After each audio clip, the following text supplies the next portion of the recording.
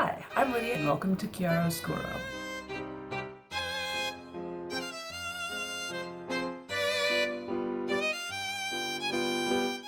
Alright, so today I'm going to do another cold read.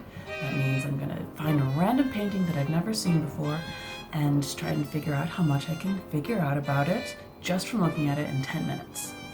So I have Instagram up today, and I follow a couple of different places that post their arts, a lot of museums and then some other random things. So hopefully we'll find some good pieces, and I'm sure we'll find one that I haven't seen before because I'm constantly seeing new stuff. Alright, so the rules are, never seen it before, hopefully. The second is that there's actually enough material to be working with that I can describe and look at. And third is that I only have 10 minutes to do it in, so wish me luck. Okay, first I'm gonna find something and then I'll start the timer. So looking at Instagram. By the way, you can follow me on Instagram. I occasionally post stuff and share things. My handle will be somewhere on the screen. I'll figure that out later, but it'll be up.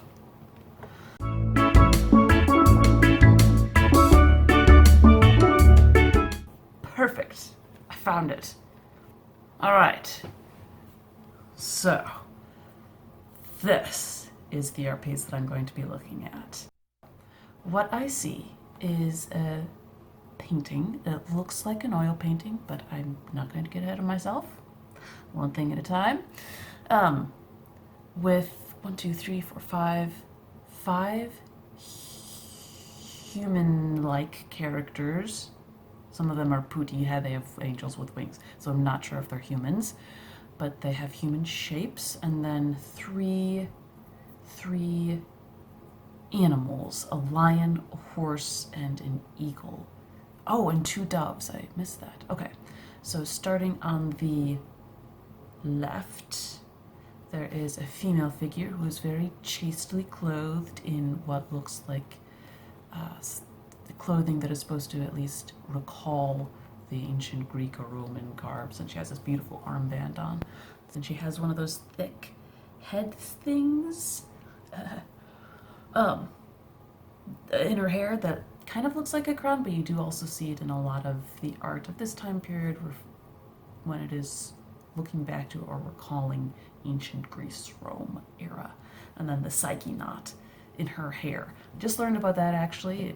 It's called the Psyche knot after the goddess Psyche who went down into Hades. She's also called Persephone, so you might know her by that name, Persephone. The daughter of she is the goddess of spring, daughter of Demeter. Yes. Okay. Anyway, so we have this young lady, very beautiful, very, very pale skin, kind of reddish hair, and then she is holding 2 doves, or she's holding 1 dove, and then another dove is sitting on her hand with a blue ribbon. Now, doves are slow down. Just look at it first. Okay. She also is holding or is right next to, or in her lap is a little boy, a little angel with wings. It looks like he has a sheaf of arrows. All right. Not saying what they might be. Okay. Then right next to her is a young boy who looks significantly younger than her, but just coming into adolescence probably. And he's holding a torch in his right hand, and in his left hand he's holding 3 ribbons, and these ribbons are attached to the other animals, the big animals. So the lion, the horse, and the eagle. They're red ribbons, which is interesting, as opposed to the blue ribbons that seem to be attached to the doves. All right, now this young boy is pretty much naked except for a nice red cloth thing that is very conveniently placed. So thank you for that. The torch that he's holding in his right hand is lit. It looks like it's being blown in the wind. It looks like there's a lot of fire, a lot of sparks, and is being tossed about, but it's also being held aloft. One interesting thing of note is that even though it's being held aloft, it doesn't seem to be giving light. Not that this picture isn't nice and bright, but that it doesn't need to be giving light. He's not holding it up for the sake of illumination. Right? They are not in a dark place, it doesn't look like. Okay, so then moving further to the right, there is the lion, and the lion is actually being very nice. He's lying down and looking off to the side. His eyes are very, very wide open. They kind of look like he's afraid. Now, this could be a purposeful thing because the horse looks kind of distressed as well, but it could also just be that maybe the person who painted this didn't really know what lions look like or had never seen one in person, so they maybe were working off of old prints, which some of them can be very not accurate. Maybe I'll try and find a reference picture for that. All right, so then the horse looks like he's in distress. He has drool or froth coming out of his mouth. His mouth is very wide open like he's whinnying, and he has his head pulled back like that. I've never seen that in horses, not that I'm a horse expert by any means.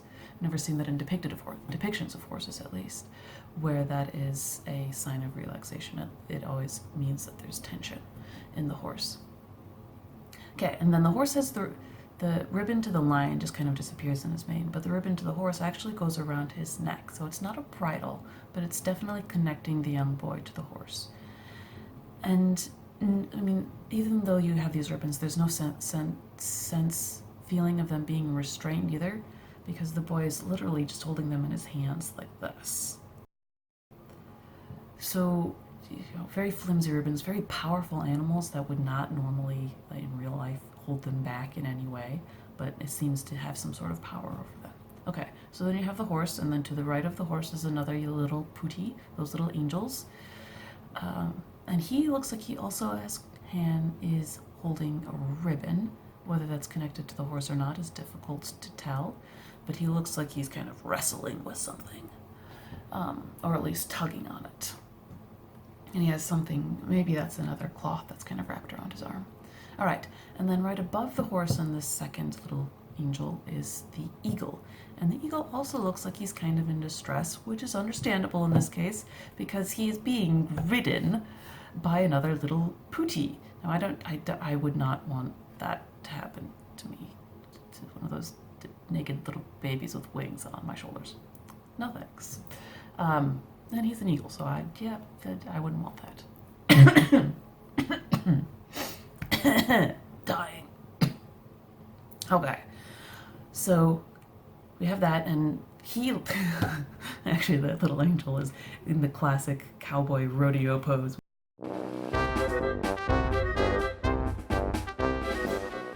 We have another red cloth right behind him, and these clouds behind the whole thing are beautiful. Just masses of clouds with that dramatic sideways lighting.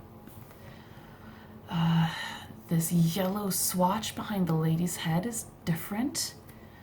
And then in the background, in between the boy and the lion, you can kind of see a little bit of landscape too. It looks like a mountain back there and a river, and, the far, misty, romantic distances. Very pretty. Kind of want to move the animals aside because they're a little bit weird. I want to see the rest of the landscape. Okay, so what might this mean? There's a lot of movement in this picture, which is different because although there's the angels are flying and the eagle is wrestling with the putti on his back and the horse is rearing, it does also have elements of restfulness. I mean, the young boy who's kind of the focus of this picture has his arms, limbs spread,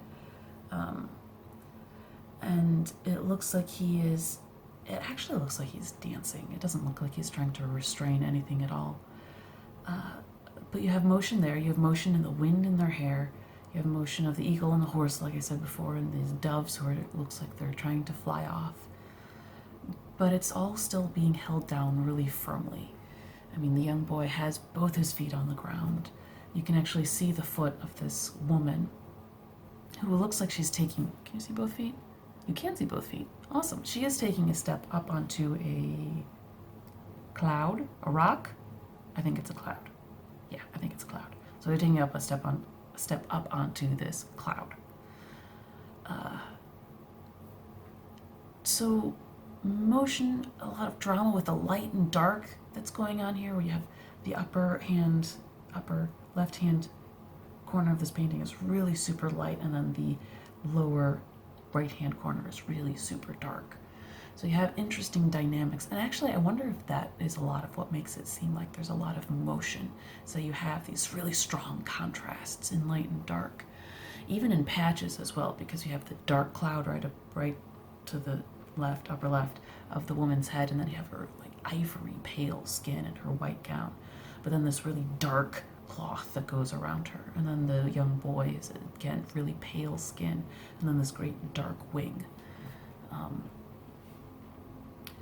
So that can be used to create tensions as well. How are we doing on time? Oh my goodness, 30 seconds. All right, so what I think this looks like is, it looks like it is Aphrodite or Venus or whatever, because of the doves. I think that I know the doves are signs of Aphrodite. I know that when a young adolescent boy like this has wings, it's usually Cupid. And then when you have the little boy with the arrows and the wings, that's usually Eros, not Aries, but Eros. So, this idea of a full womanly love, of the young, vibrant love of youth, and then the kind of childish love of Eros that give desire. Okay, time's up. Shh. That, I didn't quite obey the 10 minutes last time, so that was actually kind of stressful, but I feel like I saw a lot, and I feel pretty good that this is, in fact, a painting of Aphrodite. Aphrodite? Yeah, let's go with the Greek names. Aphrodite, Eros, and Cupid.